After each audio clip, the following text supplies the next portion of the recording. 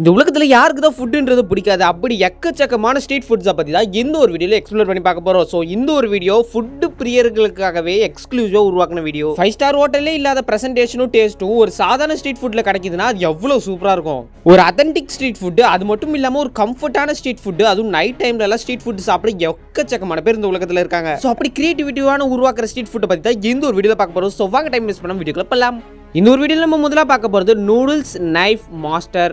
இந்த ஒரு ரெஸ்டாரண்ட்டில் பார்த்தீங்கன்னா இந்த ஒரு மாஸ்டர் எப்படி நூடுல்ஸை மேக் பண்ணுறாருன்றதை அழகாக காமிக்கிறாங்க. கிட்டத்தட்ட ஒரு பெரிய ரம்ப அளவுக்கு ஒரு பெரிய கத்தி எடுத்துக்கிட்டு அதில் செஞ்ச மாவில் எப்படி மெலிசாக வந்து அந்த நூடுல்ஸை வந்து வெட்டுறாங்கன்றதை பாருங்களேன். கிட்டத்தட்ட எக்கச்சக்கமான லேயர்ஸில் கொண்டு வந்துட்டு அந்த நூடுல்ஸ் நடுவில் எதுவும் வெட்டாய் துண்டாயிடக்கூடாதுன்ற அளவுக்கு ரொம்பவும் பெருசாக கட் பண்ணி அழகாக மெலிசாக கட் பண்ணி வச்சுக்கிறாங்க.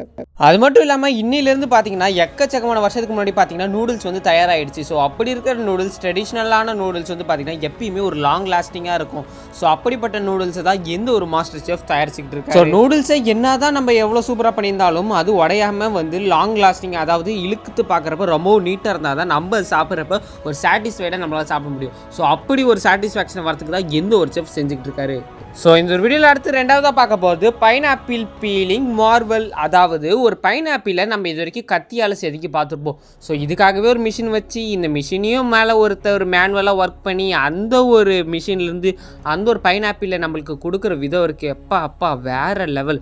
பைனாப்பிள் மேலே இருக்கிற தோலை முதல்ல அழகாக சீவிட்டு அதுக்கு மேலே இருக்கிற இந்த ரவுண்டாக இருக்கிறத வந்து பார்த்தீங்கன்னா அதுக்கு ஒரு சின்ன ஒரு மிஷின் போட்டுட்டு அப்புறம் இன்னொன்றுத்துக்கு போட்டு அழகாக டிசைன்லாம் போடுறாங்க.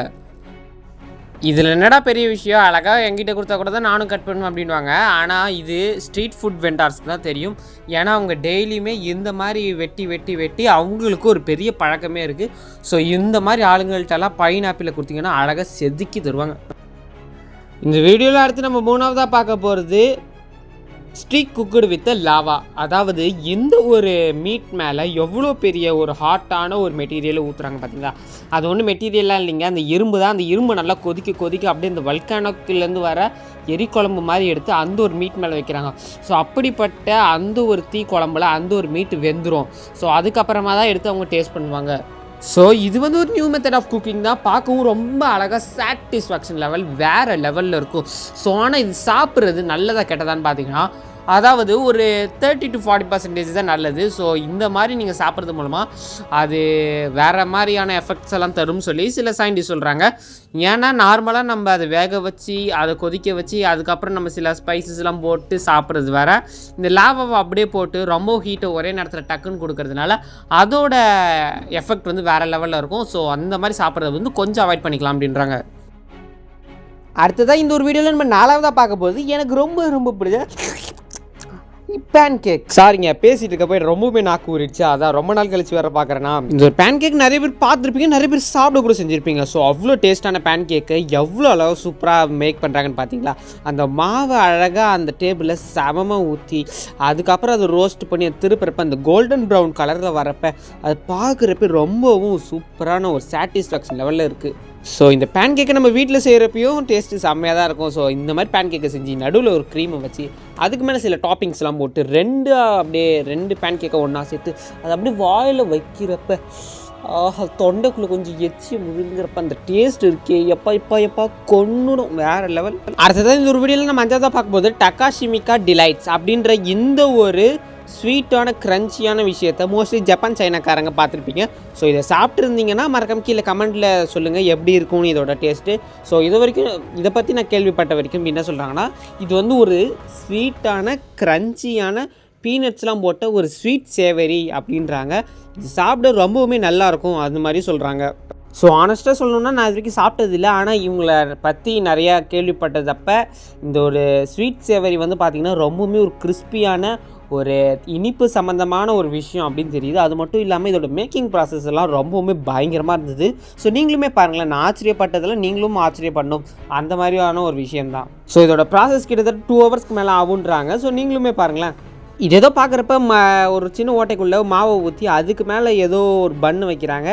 சில இதில் வந்து பார்த்திங்கன்னா அப்படியே ஏதோ க்ரீம் மாதிரி வைக்கிறாங்க. ஸோ இது வெந்துட்டதுக்கு அப்புறம் அப்படியே திருப்பி இன்னொரு பண்ணுக்குள்ளே வச்சு தராங்க. ஸோ இது எவ்வளோ டேஸ்ட்டாக இருக்கும்னு எனக்கு தெரில. ஆனால் இது சத்தியமாக தெரிஞ்சிச்சு ஏதோ ஒரு ஃப்ரூட் வச்சு ஏதோ செய்கிறாங்கன்னு தெரியுது. ஸோ ரொம்ப நல்லாயிருக்கும் தான் நினைக்கிறேன்.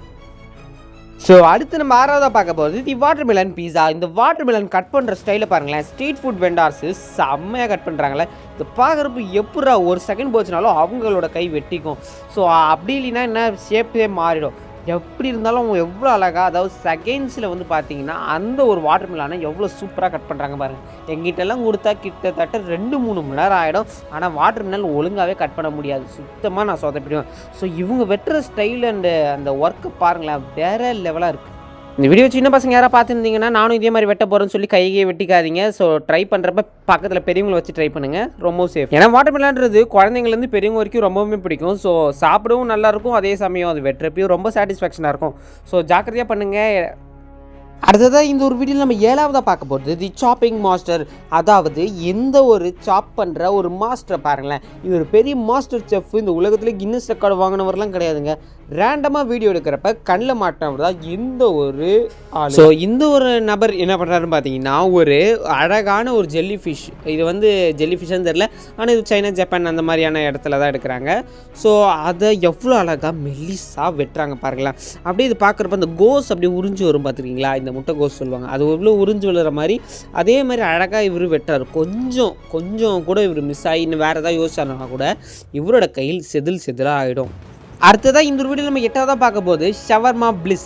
அதாவது ஷவர்மாவை இது வரைக்கும் நம்ம நார்மலாக பார்த்துப்போம். இந்த மாதிரி பெருசாக பார்த்துருக்கீங்களா, இந்த மாதிரி இதெல்லாம் ஒரு பெரிய பெரிய ஹோட்டலில் தான் கிடைக்கும். ஆனால் இந்த ஷவர்மாவை அழகாக அதை அப்படியே இந்த நெருப்பில் வாட்டி அப்படியே அது மேலே கொஞ்சம் க்ரீமியான கார்லிக் க்ரீம், அப்புறம் மயோனைஸ், அப்புறம் சாஸ் இதெல்லாம் ஊற்றி அழகாக அந்த வெங்காயம் வெஜிடபிள்ஸ்லாம் வச்சு கொடுக்குறப்ப சாப்பிட்றப்ப எப்படி டேஸ்ட்டாக இருக்கும். ஷவர்மா சாப்பிட்டு எல்லாருக்குமே இது இருக்கும். இந்த வீடியோ பார்க்குற மோஸ்ட்லி நிறையா பேர் ஷவர்மா சாப்பிட்ருப்பீங்க. ஸோ சாப்பிட்றப்ப அந்த டேஸ்ட் இருக்கே பா சொல்லவே தேவையில்ல.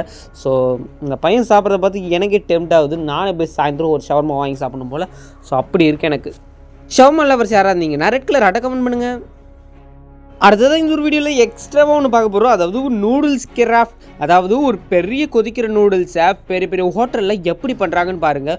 ரொம்பவுமே இந்த வெயிட்டான நூடுல்ஸை வந்து இந்த மாதிரி மிக்ஸ் பண்ணி ஆகணும். ஸோ அப்படி மிக்ஸ் பண்ணால் தான் அவங்களால சீக்கிரமாக போய் அதை கொடுக்க முடியும். ஸோ கரண்டி எல்லாம் போட்டால் அந்த நூடுல்ஸோட அந்த லாங் ஸ்ட்ரக்சர் உடஞ்சிரும். ஸோ அதை மிக்ஸ் பண்ணுற ஸ்டைல் பாருங்களேன், அப்பா கொஞ்சம் மிஸ் ஆனாலும் செஃப் கையில் பட்டுரும். ஸோ செஃப்புமே கையில் க்ளவுஸு எந்த கவருமே போடல. ஸோ அப்படி பட்டுதுன்னா கொதிக்கிற நூடுல்ஸ் அவ்வளோதான் உங்கள் கையில் பட்டு உங்கள் கை ரொம்பவுமே வெந்து போயிடும். ஸோ என்னதான் இருந்தாலும் செஃப்பு தானே, அவங்க கையிலையும் படாமல் இது எவ்வளோ அழகாக ஷேக் பண்ணி மிக்ஸ் பண்ணுறாரு பார்த்தீங்களா. இவருக்காக ஒரு சல்யூட்டை கொடுத்துடலாம். அடுத்ததாக இந்த ஒரு வீடியோ நீங்கள் பார்க்கறதுக்கு முன்னாடி இந்த வீடியோ பிடிச்சிருக்குன்னு நினைக்கிறேன். இந்த ஃபுட் வீடியோ பிடிச்சிருந்தாலே லைக் பண்ண சொல்லுவாங்க. ஸோ லைக் பண்ணிவிடுங்க. அப்புறம் மறக்காமல் ஃபுட் வீடியோஸை உங்கள் ஃப்ரெண்ட்ஸுக்கு பிடிச்சிருந்தாலும் ஷேர் பண்ணுறேங்க. மறக்காமல் நம்மளோட சேனலையும் சப்ஸ்கிரைப் பண்ணுறேங்க.